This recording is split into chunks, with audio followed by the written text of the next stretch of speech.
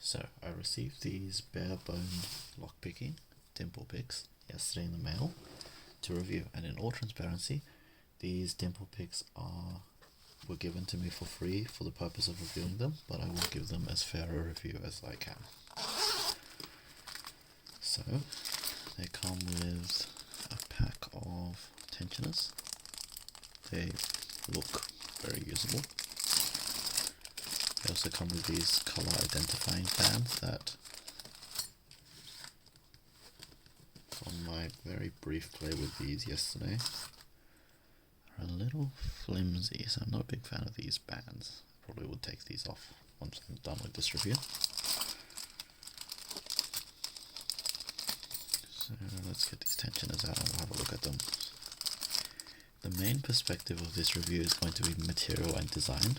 I'm not going to pick a full lock in this, but I will show how these picks work within locks.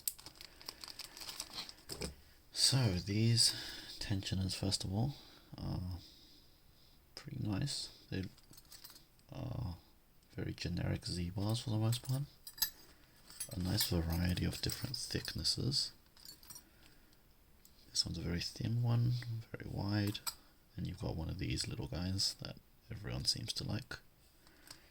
There's nothing to criticize about these tensioners. They're very ordinary, they're very good. So in regards to the picks, we have 4 Dimple picks. 2 are left-handed and 2 are right-handed. So first things first, they kind of look like this. So the shafts are pretty round. They don't have any corners, but they are not perfectly round, which is not a problem. They have the flag tip. They're all roughly the same size. So you have 2 that are smaller, this, and then 2 that are a little larger like this. And you can really see the difference in size if I put them next to each other. You should be able to see the top one there is probably about almost double the size. So, how do these compare to other brands? Well, I've got a few brands here. Also, I just wanted to mention, thank you to Bare Bones for sending me these awesome stickers. I'll be putting them on something in the near future. So, to compare, I've got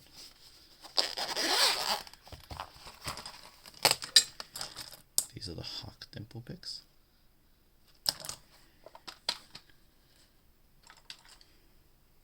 These are the Goso Dimple picks, and I've got one of the Gosos here that I have, if I can find it.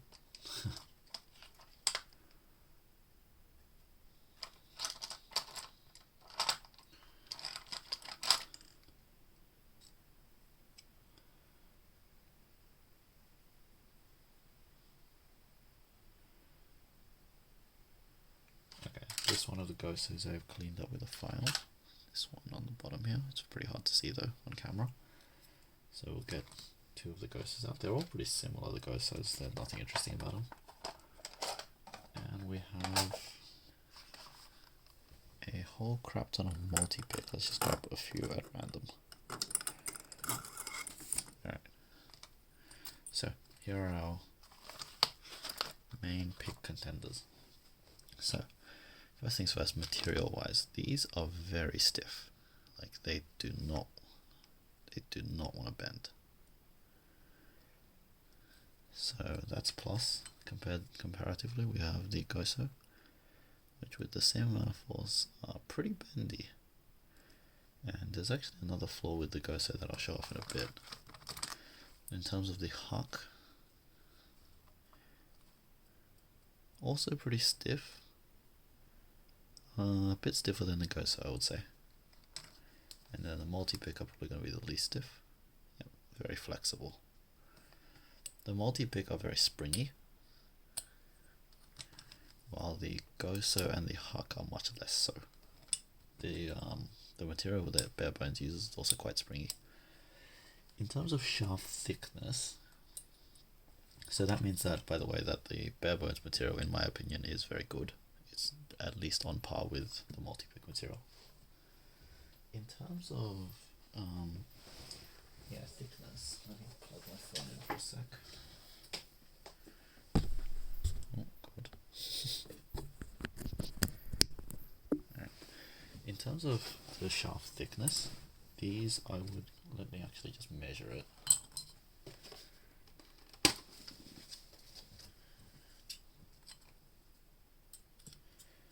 The thickness of this shaft is about 1.5 mils, almost on the dot. And they appear to all be about the same. This one's about 1.4. In comparison, the hooks are about 1.6, 1.7, these ones, and the gosos here are very thin. They're about 1.1-ish. So, however, the gosos aren't perfectly round, so in this dimension they're about 1.3. As for the multi-picks, these have published dimensions, but these ones are about 1.3-ish, and then this one here, which is the MP10, is about 1 mil. So multi-picks are a little thinner. In fact, the bare bones shafts are very thick. That's not really a plus for them. I think maybe they could do with being thinner while maintaining some strength, but it does mean you're very unlikely to break these. In terms of the tip design, they seem pretty ordinary for the most part. They're just flat tips, right? One point where I could see them being improved is that, I don't know if you can see it, but head on, they're pretty thick, and there's no bevel on any of the sides. Well, there is a small bevel, but there's no strong bevel. They could probably do with a little more beveling, particularly on this flag right here, where there is very little. But that's not a huge issue, to be honest, and that's something that probably won't affect your picking, and even if it does, you will not have a hard time fixing it up with files. It'll probably take less than a minute. So in comparison, let me grab a flat multi-pick flag. This one here is the MP6. MP6 has pretty strong bevels going back and forward. So that's a big plus for that's a little bit of a minus for the bare bones and a big plus for the multi-pick, but again, it's not a huge difference. The other thing is that these flags are all fairly large. What they're lacking is, so if I compare the small bare bones flag to the MP10, the size difference is really noticeable, right? So this MP10 is good for manipulating things like sliders, tight spaces, whatever. So these are not great for tight spaces, which is perfectly fine because these are designed as a beginner kit. But that is something you should watch out for. In terms of, are these going to pick locks? Yeah, so these are significantly better than the Huck. So these Huck flags are enormous. Even the smallest one is quite large. The Goso flags are, before you clean them up, are absolute garbage. They're like perfect squares on the shafts. So we're not even going to consider each of those as comparable right out of the box. Obviously, when you put work into these Goso and Huck flags, they're just as comparable to multi-pick, but when we're considering these out of the box, and you could put work into these bare bones picks as well. So these are way better than any of the Chinese AliExpress options you can get out there, but they're probably not as good as multi-pick for most purposes. If you want to force them, these are way better. That doesn't mean they're bad though. Like, multi-pick is meant to be the standard, and you pay the price for these. Like, a set of 10 of these is something around $300, $400 even. These four picks combined with this really nice case. Like, I don't know about the material, but man, it's got a lot of space. It's got a zipped up bag for your tensioners and stuff. This is a really nice bag. Sets you back about $80, which is, in my opinion, a really good deal. Because besides a small flag, these are really all you will need, like, ever. Or a curved flag for some people, but very few people use those, and mostly only for high pin count rather than standard dimples. So in comparison to multipick, I think they're missing a small flag, and I think the shafts are a little thick, but for the most part, for most dimple locks, these are comparable, and these will pick them just as well.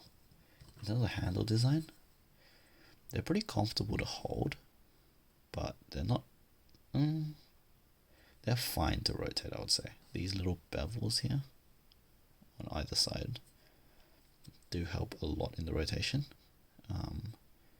They let you get about 45 degrees up with no problem, which is all you will need in most locks.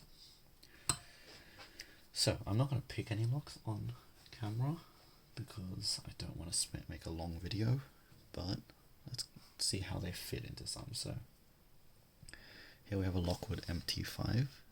It has pin and pin dimples, although this particular one doesn't, and it has a slider track. So if you look in the keyway here, you probably can't see it, but right on the left there we have a set of sliders. So those get manipulated by the slider track on the side of that key, and normally with something like the MP10 flag, you can put it like this orientation right in there, and you can manipulate those sliders. That's pretty hard to do with a bigger flag. So for example with MP6 here, you will have trouble, or in fact it's not really possible to get in there. So with all of these flags,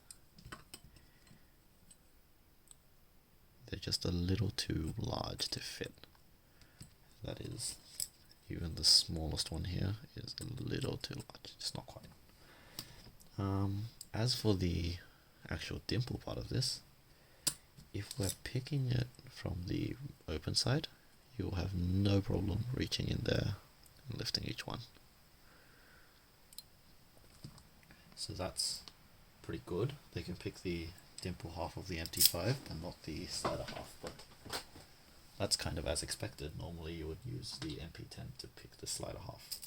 So the next basic test is, here I have a multi-lock 7x7. It's just a 7-pin dimple, and it's got some light warding. So these have no trouble getting in the main side. These require the black flags. So I do like the color coding, by the way. The black flags are your right-handed flags, and your white ones are your left-handed. So these have no trouble getting in and lifting each one. They slide under each pin beautifully. No problem at all.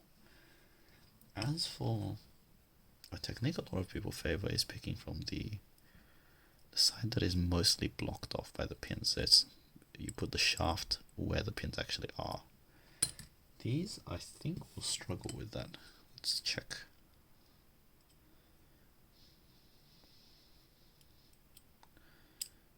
You know what? No, these do fine. No problem at all. So for locks with keyways like this, no problem. You'll be able to pick them just as well as multi-pick, if not better. The next one is the the multi-lock classic. So what this is it is a pin-in-pin dimple lock. So the outer pin I expect to be easy. Yep, and even though the warding in this is a bit stronger, you have no problem getting in there and lifting each pin at all. The question is, can you lift the inner pin by itself? And I'm inclined to say, I'm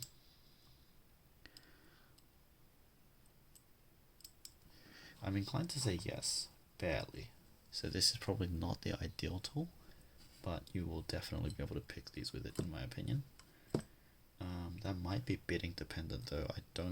I'm not testing these with a proper pick, and the most difficult bidding on these is the lowest cut outer, followed by a higher cut inner in the same pin. So that's not something that I can test very easily here, but I believe HV Logic has tested these picks via picking some locks, so with a more direct explanation. So these should work great for that.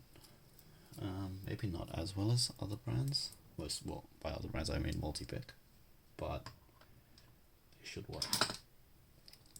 The other common use of Dimple picks is so this here is a Ruko Twin 6000, and as you can see, it has a sidebar. So a lot of people will take the MP5 Dimple flag and reach in. Well, this is not the MP5 flag, evidently. But a lot of people will take a Dimple flag and reach in to lift these sidebars.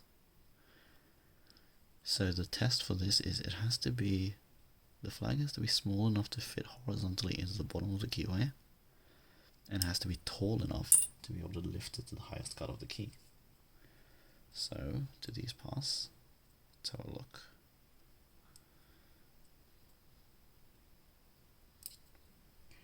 So the larger flag is too large.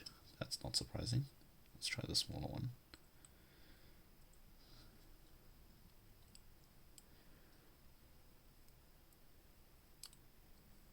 Actually, that's quite incredible.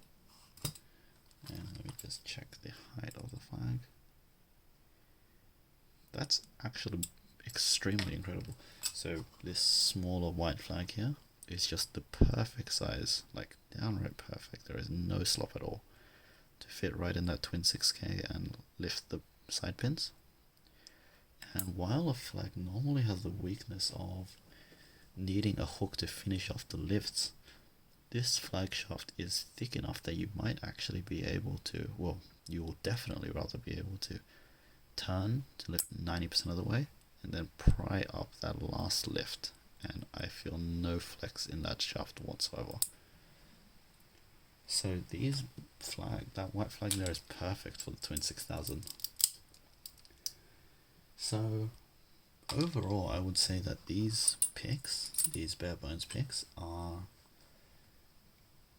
probably the best beginner picks on the market. They are an excellent price, $80 USD. Sorry, what am I talking about? $80 AUD, roughly, which is a solid like 20, 30, 40 bucks cheaper than buying 4 multi-pick one or two multi-pick handles with 4 tips. If you were to buy 4 handles and 4 tips, that'll probably set you back way more. So they are very cheap. They are significantly better than the contenders in the $50-ish range. So the Huck, the Honest Dongs, which I don't have but are very similar, and the Goso, in terms of both steel and profile design. So the steel on these is, as I said, excellent, probably better than multi-pick. The profiles are comparable but could do with a slight improvement. Their steel is significantly better in both hardness, so steel hardness, and the profile design is much better than Huck and Goso, obviously.